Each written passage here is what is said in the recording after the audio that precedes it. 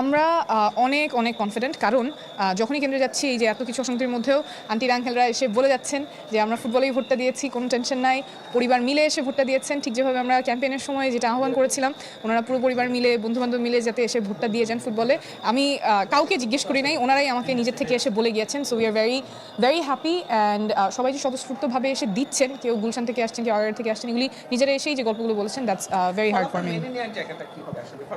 এই যেটা বললাম যে আমাদের আহ্বান থাকবে যাতে সুষ্ঠুভাবে ভোটটা গণনা হয়। আপনি এর মধ্যে স্ট্যাটাস দিয়েছেন আপনার পেজে যে পোলিং এজেন্টকে যে ইয়ে হয়েছে, বিশৃঙ্খল পরিস্থিতি তৈরি হয়েছে, তো তার মধ্যে আপনার এর মধ্যে আপনি আবার উৎসব মুখর পরিবেশ করছেন। নির্বাচন যদি মানে ফলাফলের পরে আপনার কোনোভাবে নির্বাচন আপনি মেনে নেবেন, মেনে নেওয়ার কোনো বিষয় আছে কিনা? এটাই তো বললাম যে সুষ্ঠুভাবে যাতে গণনাটা হয়, ওটা আমাদের এনশিওর করতে হবে। সারাদিন তো অনেকখানি অসঙ্গতি দেখলাম। ডেন্টিস্টের পরামর্শ নাও নতুন কোলগেট অ্যাক্টিভ সল্ট। আমরা অনেক অনেক কনফিডেন্ট, কারণ যখনই কেন্দ্রে যাচ্ছি এই যে এত কিছু অশান্তির মধ্যেও আন্টির আঙ্কেলরা এসে বলে যাচ্ছেন যে আমরা ফুটবলেই ভোটটা দিয়েছি, কোনো টেনশন নাই, পরিবার মিলে এসে ভোটটা দিয়েছেন। ঠিক যেভাবে আমরা ক্যাম্পেইনের সময় যেটা আহ্বান করেছিলাম, ওনারা পুরো পরিবার মিলে, বন্ধুবান্ধব মিলে যাতে এসে ভোটটা দিয়ে যান ফুটবলে।